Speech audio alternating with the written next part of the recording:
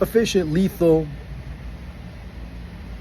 clean, now also inventive, because there was one little facet in Argentina's 2-0 victory over Australia that ends up being sometimes maybe even overlooked by many, and it was the fact that as a second forward you had Alexis McAllister. Maybe a new position for him, or maybe it's just a necessity. Remember, Julian Alvarez came to camp late. He had just flown in after winning the Champions League with Manchester City.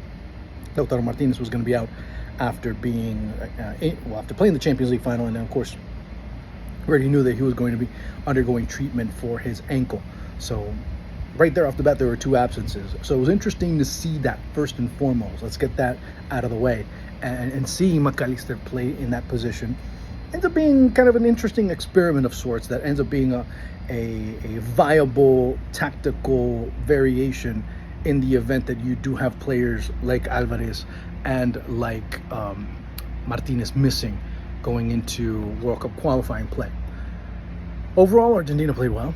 Overall, Argentina are beginning to take things a little more seriously, because they already know that they can't sleep on their laurels. They can't continue to celebrate forever what they won in Qatar. They can't be playing and being in a celebratory mood. The fans can. The fans can go and enjoy what has been the World Cup run, and everything that happened. They can continue celebrating that from until infinity. Now, what ends up happening is that the players know that there is a major moment coming in the next few months, which is World Cup qualifying play. So that's basically the defense of the World Cup, especially for these younger players. For this group of younger players, that defense of the World Cup ends up marking yet another chapter in their legacy, and they want to be able to etch their own pages. They want to blaze their own trail when it comes to the national team. Let's not kid ourselves one bit. It's not that the 20, 25, 29-year-olds on the national team end up saying, you know what, no, we already won a World Cup, we're good. No, that's not the case. Far from it, as a matter of fact. And when you start looking at what Argentina has been able to do, well, you end up seeing a different mentality from these players. And you saw it today against Australia. Very rugged, first half especially. Let's look at the first half. First and foremost, Australia comes in, and you see it by the ilk of the opponent. Australia, who was basically the team that gave them the most fits in the World Cup. You can argue France, and it's valid. You can argue the Dutch, and it's valid too. You can even argue with Mexico. Maybe many will start saying, hey, what about Saudi? Saudi beat them.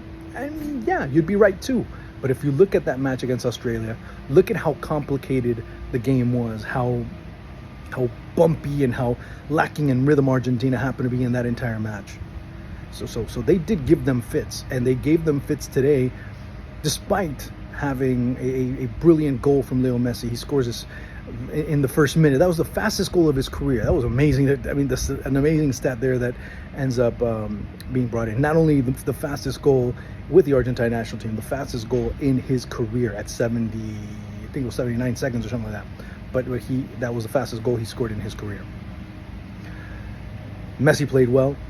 Australia knew that they couldn't focus solely on him, and they couldn't go crazy on him, because there was one play, I think you remember, when he ends up taking out 4 defenders in one clean swoop in one play, slaloms past all 4 of them, and ends up sending a pass, I think it was to Garnacho, and Garnacho just couldn't handle it. But overall, that play ends up being a testament to football. Many just looked at that play, and you see it on social media as well, and it's quite the viral image that you were going to be able to see for the next couple of days. Argentina played well. Dibu Martinez was timely. Yeah, big club goalkeeper. You've heard that saying that the small club goalkeepers have 20 shots and let one in, but yet the big club goalkeepers only need 2, and they have to save those 2 in order for them to prove to everyone that they had a big match. Well, that's Dibu Martinez in that particular case. Pizzella comes in the second half, has a good game. Alejandro Garnacho. Let's talk about Alejandro Garnacho real quick. Garnacho seemed that he wanted to do a lot, maybe too much, and at 18 needs to pump the brakes a little bit. Now, it's not. I'm not saying this in a negative fashion. I think that's great that he wants to come in and contribute, from the onset. I think that's great that at 18 he has the mentality that he is capable, that he knows he's capable of playing alongside the players that he's playing with at the national team. Obviously, playing at Manchester United and being a starter at Manchester United helps a great deal. But at times it looked like he was, while Argentina were in third or fourth gear, kind of not even, they were even cruising at a certain point. Garnacho was in sixth or seventh gear, trying to go even faster, and sometimes going too fast is maybe too detrimental for certain contexts and certain matches.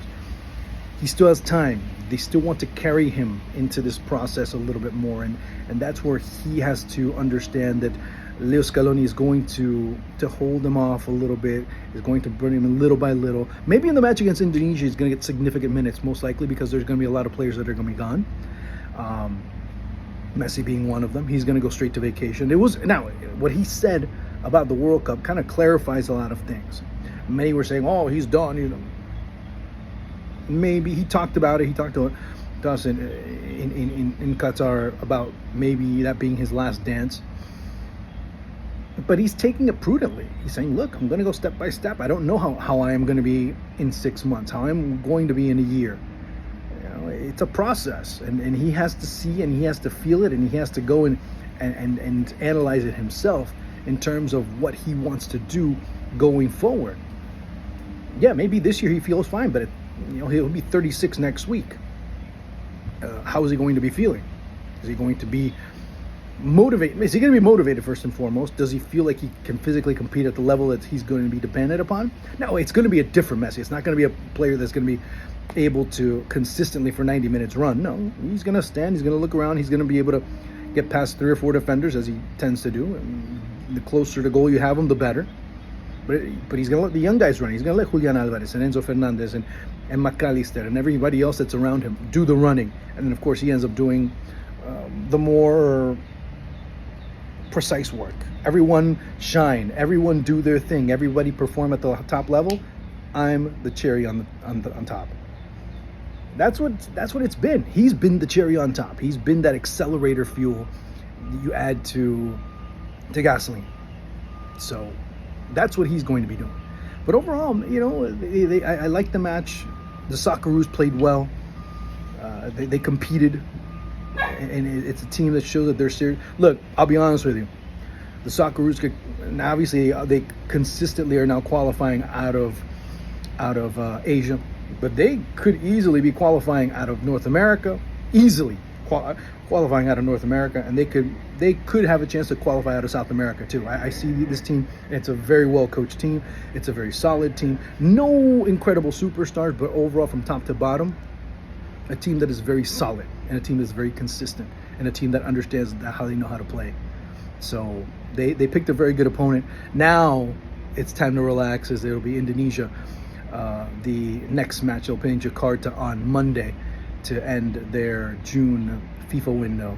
So we'll see how that ends up playing out. But for the most part, I have to say that I'm rather impressed with Argentina, as now they start focusing on what comes in September, October, and November as the beginning of the World Cup qualifiers begin. And it's going to be a very long road.